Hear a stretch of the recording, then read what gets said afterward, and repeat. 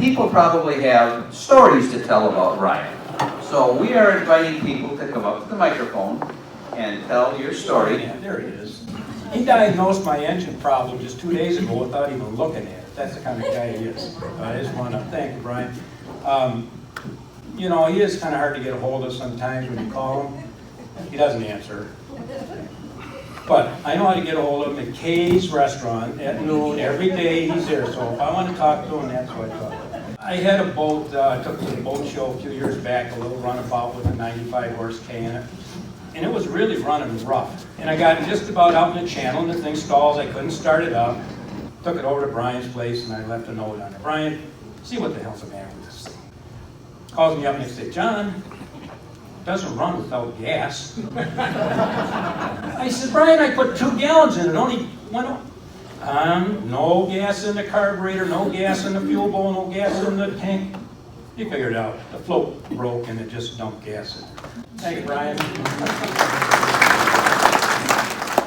I have a comment about these people that are saying that Brian never answers his phone. Says, Brian, aren't you going to answer the phone? He says, nah. He says, does anybody else have anything that story they want to tell? My name is Pat McNew, and June 18th, 1984, a catastrophic event occurred in the McNew household.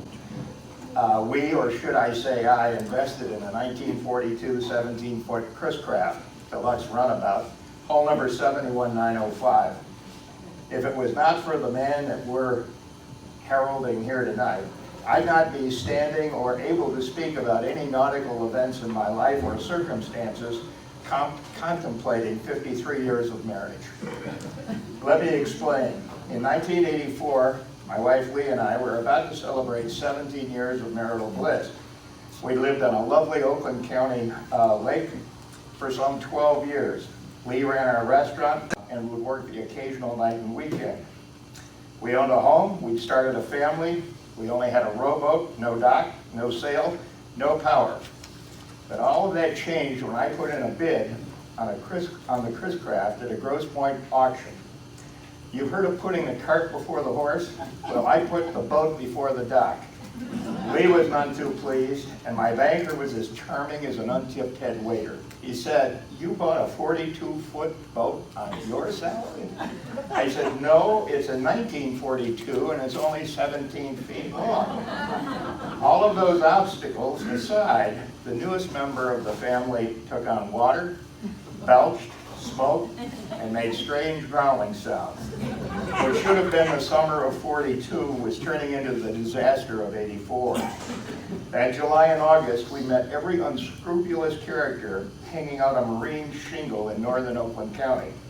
But the whole thing culminated with a guy whose advice was to put a bilge blower motor in the engine bay to vent the blue smoke.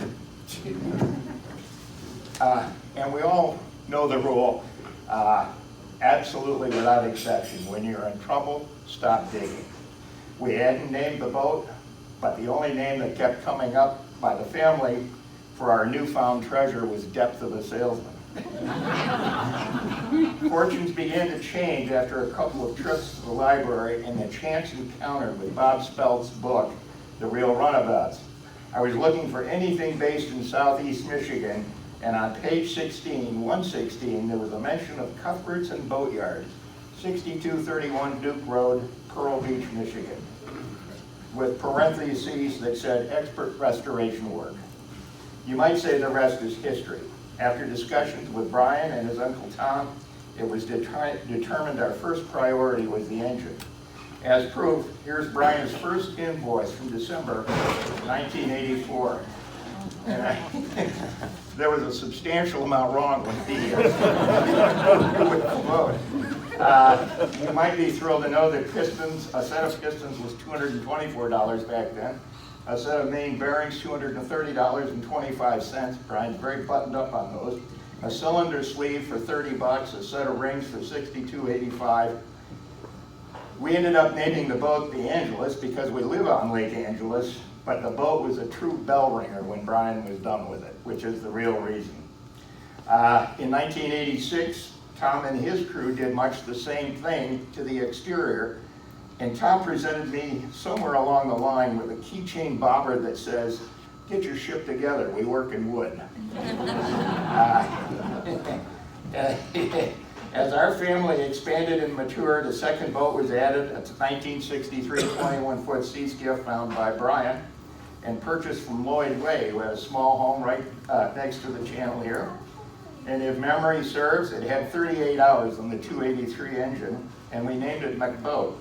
That was sold to make way for a 1942 Chris Craft utility. Brian performed his magic once again, and Cousin Alan worked over the exterior. I believe both these boats are still prowling the waters. Brian, Tom, Alan, Don, Chris, Skipper Langell, I mean, you name it. All grown men who behaved with boyish enthusiasm when it came to wood boats and the engines that powered them. As the wood boat era took off, however, things began to change. Now guys stood around debating whether or not the proper cloth insulated wire was used in the engine bay, or whether the engine was painted the exact blue Chris Craft used. For me, the air was getting thinner and the collar tighter. I recall picking the boat up one year after one of Brian's tune-ups in Tom's varnish jobs. And I asked Tom how he thought the Angelus would do at a boat show. Without a pause, he responded with a question. Are you still working? And I said, yeah, but what's that got to do with it? Isn't the boat good enough? He said, no, guys that show boats don't have to work for a living. We bought wood boats for the family fun, the sights, the sounds, the smells, and even the romance of these great beauties. Can you beat the sound of a well-tuned Hercules chugging along in the gloaming? For 36 years, Brian has kept these dreams alive for the McNews. It's rare, if not virtually impossible, to deal with anybody, much less a boat mechanic, that you've never had a concern with over an invoice or exchanged a harsh word with the work that was performed. A person who always brings sincerity, honesty, and intellect to your particular situation. My, Brian, 36 years, don't they go by in a blink? I wanted to thank Brian for all the help he has done with both my boats, that he's been getting them in and out for the last 16 years and helping me. It was like 16 years ago when I decided I didn't have a boat. Well, my husband had passed away. The boat was in storage at Brian's, and so I had him get that out. It was a 1965 20-foot Chris Craft, which I still have. And so he brought that over, and he had to teach me how to drive it. We had to go in and out of the boathouse, and as Sherry will say, she lives across the canal, she would watch us going in and out. There we go again, there's Brian and Dee teaching me how to do it. Sometimes I would get lost going the wrong way down the canal with that current, you know, kind of hard to turn around. But anyways, he's done a wonderful job with that, and I want to thank him. But every year after he gets the boat ready for me, after I soak it for how many days and weeks, put it up and down in the boathouse, he will come out and he'll help me drive it around for the first time and make sure everything's okay. And then periodically during the summer he'll come over and he'll show me a new place to go and, you know, stuff like that. I really want to thank him a lot. But you know what, I've got to say, he always told me the driver's in charge of the lines. I made a mistake once coming back from Brown's. Somebody else put the line in, but they really didn't. And it was outside of the boat. So it finally got mixed up in the prop. So Brian did come to my rescue, but anyways, and there was problems after that, but he fixed it. And I will say that whenever I call him, he always calls me back within minutes. So I don't believe what you guys are saying. He's always there. And if I've got a problem with my boat, which you know, that does happen, he'll be there within, you know, the next day or so. Anyways, want to say thank you. It's a great place.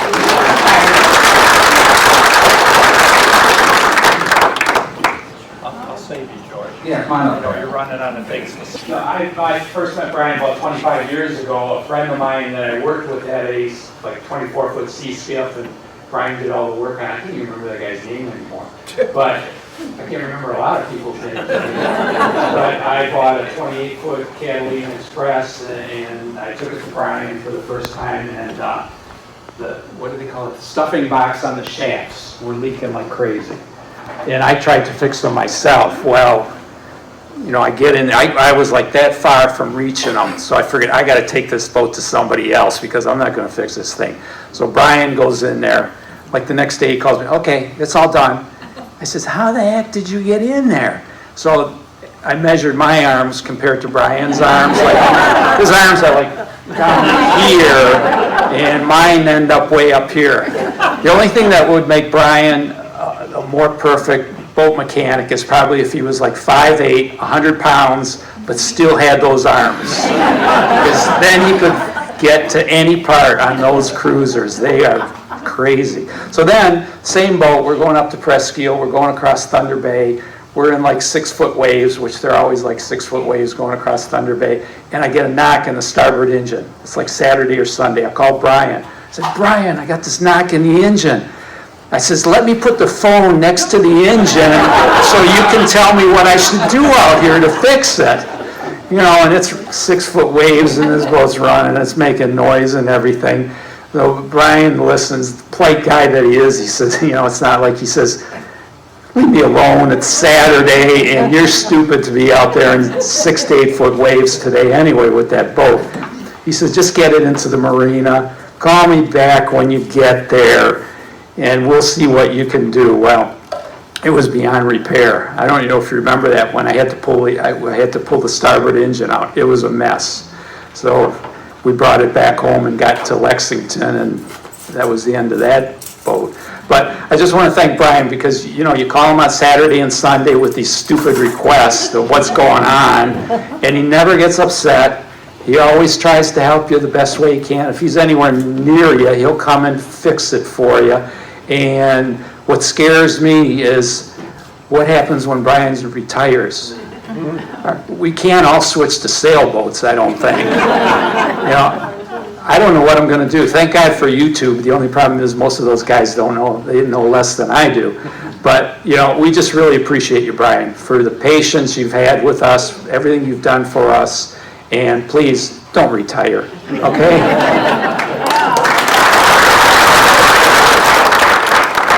I want to thank him for the Historical Society. He joined us about 6 years ago, the Historical Society, after Joan finally put an application in front of him and said, join. So he threw her $20, and ever since he's been with us, he's been helpful to every one of us from the Historical Society sitting here. You ask, he's there. He's there to pick boxes up, to haul things, to use his truck. And we want to thank him for doing all that for us. And I hope he stays with us for a long, long time. Thank you. Years ago, we made a brutal mistake. We bought an island. Yeah, that was a mistake. And we found out the true meaning of the word work. So, it needed a seawall. Oh, we can do that. We don't have $100 grand to buy a seawall. So, made arrangements for the steel, got it to the boat, and Brian was there every inch of the way. And we were there every night, driving it in. We never got it done without him. And There's more to it though. More to it? Yeah. the nice part was, sort of nice, he fell in every night.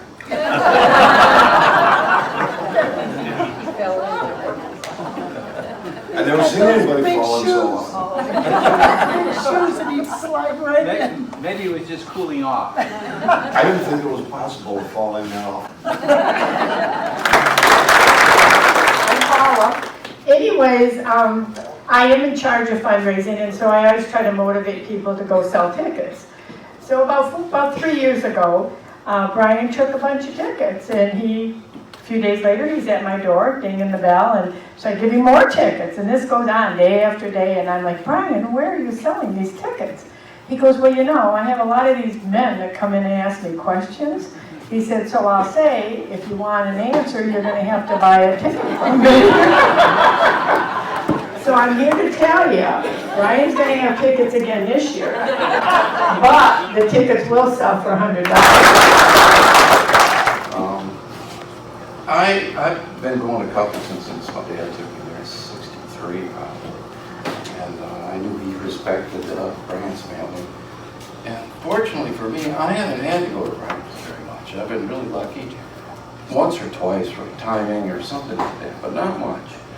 And I had an issue a few summers back where middle of the summer, the worst storm I'd ever seen, and I took shelter on an island, and the wind kept blowing and the lightning got worse, and the waves got intense, and my anchor was pulling the boat towards the shore. And I went out and I'm pulling on my anchor line, trying to hold the boat from going up on shore. It dove right through one of these big waves and went right to the bottom. And it was stuck on the bottom. In an instant, everything I had was floating up onto the shore. And finally some people come. When I finally get back to shore and everybody realized I didn't drown, but they were worried. And I find out Brian, he went out looking for me that day. And that's all.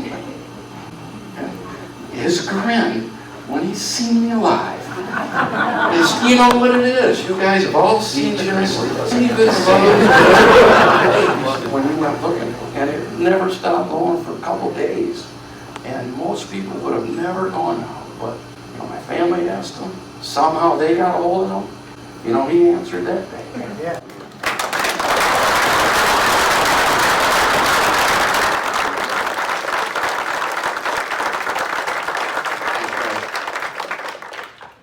And I know that Jim has one more thing on his agenda.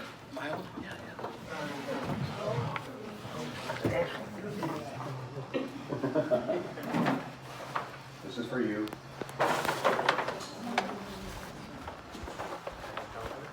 Right now.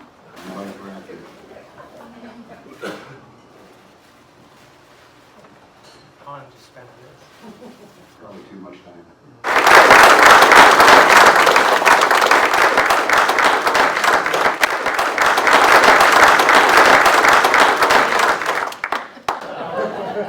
It's been a fun evening, and I want to thank everybody for coming out and